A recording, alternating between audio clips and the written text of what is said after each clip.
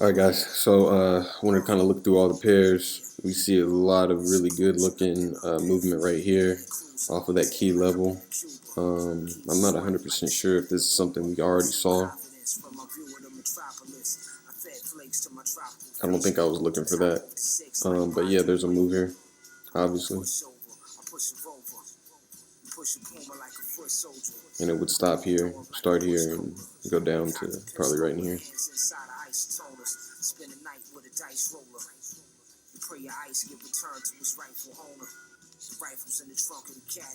Something like this.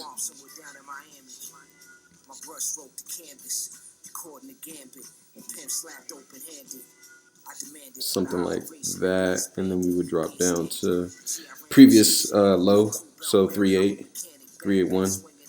We didn't catch that one though, but we see it, so that's good. This one probably we could have taken down with the pullback right in here. It's kind of, it's interesting. It's kind of a hard play, but not really, considering where we're at. We're up there at a position where we probably should go down. For some reason, I wasn't paying attention. That's a big move too. It's a really big move. So one of the things about this one though is we might have got stopped out. We were real close to getting stopped out at least.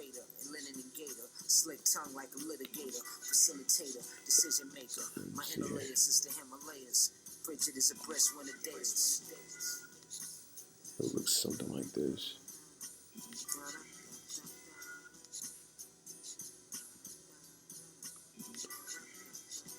And it would drop down, probably around to here.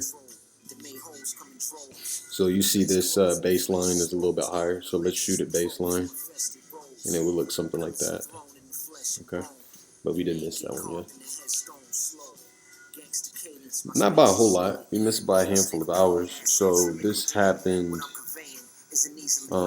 yesterday about the time that I came on. I could have probably saw this and picked this as a play to go down, but for some reason it doesn't look like I was looking for a play. Really, I'm looking at the previous bars, so this exhaustion and then turn around, this bar right here kind of solidified that we're changing directions. And then the previous days, we saw this, right? We saw this red bar, and this one was just forming. So I could have actually gotten into this, man. I just wasn't really, wasn't heads up enough, as I probably should have been. Let's see here.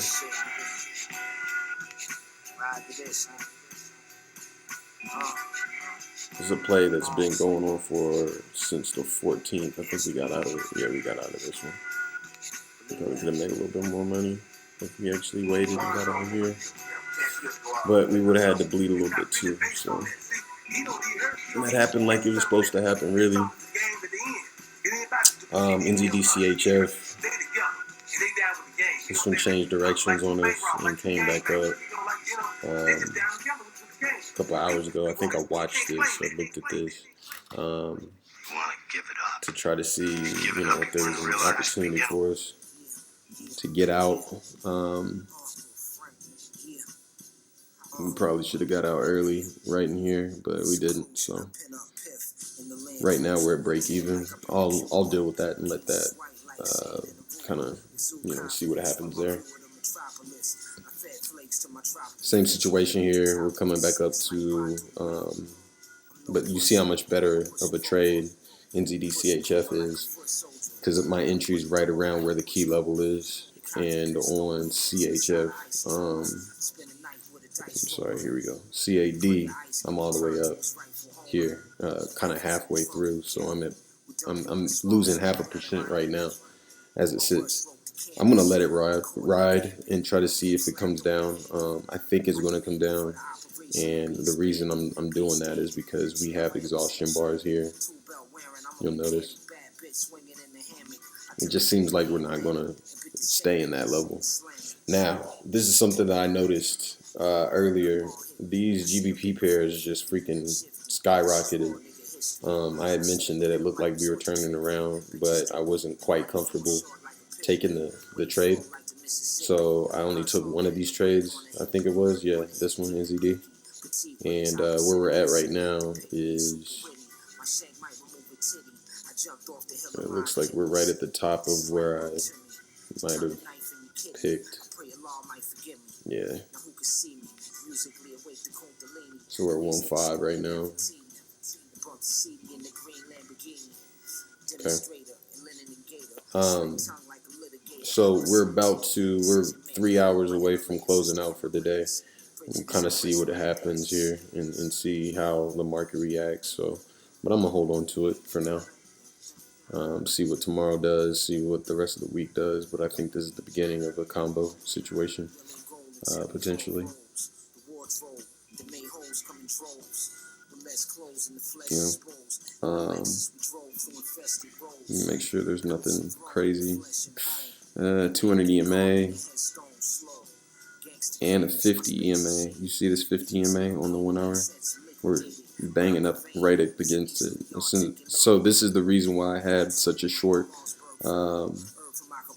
target on it in the first place. So I changed my mind. I'm going to go ahead and actually get rid of it right now and go ahead and close this out. So we made 176.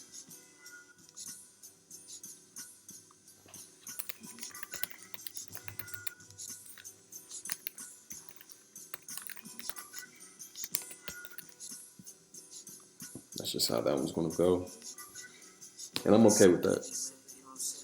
There's a lot of factors, so you hear me say one thing and then I dig into it and I have a whole different perspective. It's just how it's going to be, man. I'll change my mind often, just especially to lock in profit. That's just what had to happen here. This one's beautiful and it touched right there on that key level and bounced off of it.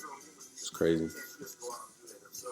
That would have been a great price target from down here. This is yesterday. It's going all the way up. See how big of a move that is? That's like a monster move right there. Crazy. And CAD, we saw this one too. And all the CAD or GBP pairs just went up. It looks like this is probably the one that I could have taken, but we're also bouncing not off a pivot but off of a support area to go up higher. So we pulled back beautifully though, and you see how it's just kind of nestled right there. It's really nice. And then we have some kind of faint line right here. I think that's let me click on this and see. Yeah, it's just a regular key level line. I just had it gray instead of orange. Back when I was using gray instead of orange. It's pretty nice. It's crazy. That would have been a really big move too, obviously. And your stop loss is down here. Target's way up here. So it would have probably looked something like this.